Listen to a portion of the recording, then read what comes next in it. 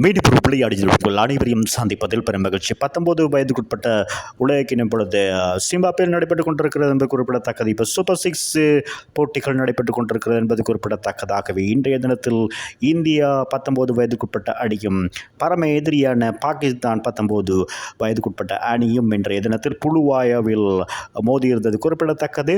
நாணய சூழ்ச்சி பெற்றிருந்த பாகிஸ்தான் தமது அணியை முதலாவதாக களத்தடுப்பை தேர்வு செய்திருந்தார்கள். அதன் அடிப்படையில் இந்திய ஆடுகளம் வந்திருந்த அதிரடியான துட்டுப்பாடத்தை வழங்கியிருந்தார்கள் என்பது குறிப்பிடத்தக்கது.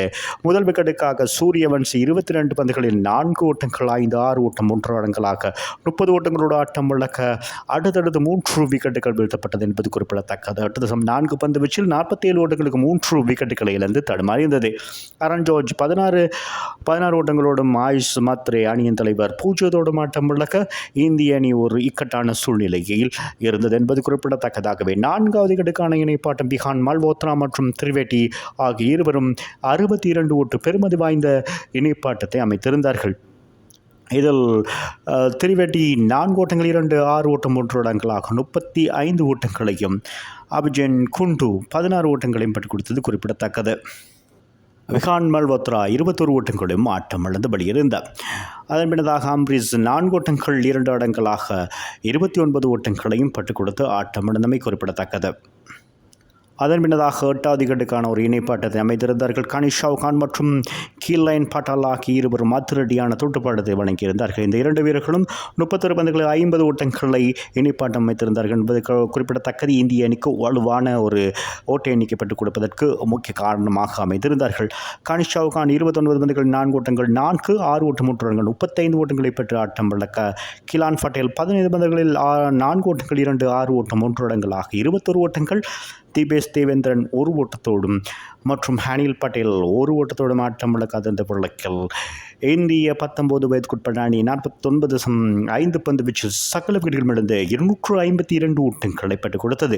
ஒரு கௌரவமான ஓட்ட எண்ணிக்கை பெற்றுக் கொடுத்தது குறிப்பிடத்தக்கது. பாகிஸ்தான் பந்து வீச்சாளரை பொறுத்தவரை சிறப்பான முறையில் செயற்பட்டிருந்தார்கள் என்பது குறிப்பிடத்தக்கது. அந்த வகையில் அப்துல் சுபம் 3 விக்கெட்டுகளையும் ஷாயம் 2 விக்கெட்டுகள் மற்றும் அலி ராசா அஹமட் உசைன் மொமிம் ஹோமர் மற்றும் பலோஜ் தலா 1 விக்கெட்டுகளையும் வீழ்த்தியது குறிப்பிடத்தக்கது. பாகிஸ்தானியை பொறுத்தவரையில் 50 ஓவர்கள் 253 ஓட்டங்கள் பெற்ற வெற்றி என்றதோடு இந்த போட்டியில் அரையிறுதிக்கு தெரிவாக வேண்டும் என்றால் 33.3 பந்து வீச்சில் இந்த இலக்கை அடைய வேண்டும் என்ற அடிப்படையில் இன்றைய தினத்தில் துடுப்படுத்த வந்திருந்தார்கள்.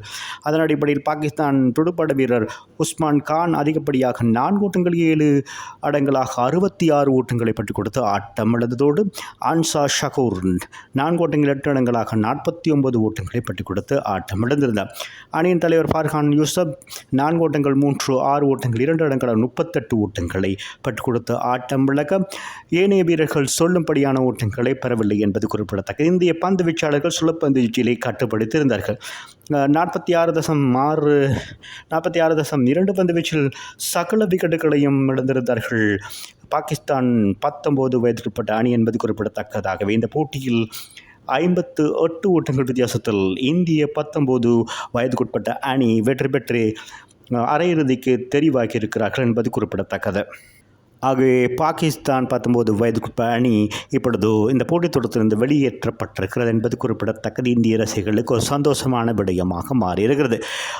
பந்து வீச்சு பொறுத்தில் ஆயுஷ் மாத்ரே அணியின் தலைவர் 8 பந்தோர்கள் 21 ஓட்டங்களுக்கு 3 விக்கெட்டுகளை வீழ்த்தியிருந்தார்.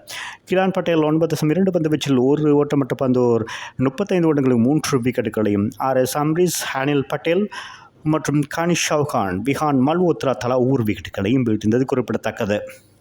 இந்த போட்டியில் சிறப்பாக செயற்பட்ட இந்திய அணிக்கு வெற்றியை தேடித்தர முக்கிய காரணமாக இருந்த கனிஷாவ் கான் இந்த போட்டியின் நாட்டு நாயகன் விருதினை பெற்றுக் கொண்டார் என்பது குறிப்பிடத்தக்கது. அதோடு சூப்பர் 6 குழு 2இல் இந்திய அணி 4 போட்டிகள் பங்கேற்ற 4 போட்டிகள் வெற்றி 8 புள்ளிகளோடு சக 2.160 என்ற அடிப்படையில் முதலாம் இடத்தை பிடித்திருக்கிறது. இங்கிலாந்து 4 போட்டிகள் பங்கேற்று 4 போட்டிகள் வெற்றி 8 புள்ளிகளோடு சக 1.757 என்ற அடிப்படையில் 2ஆம் இடத்தை பிடித்திருக்கிறது.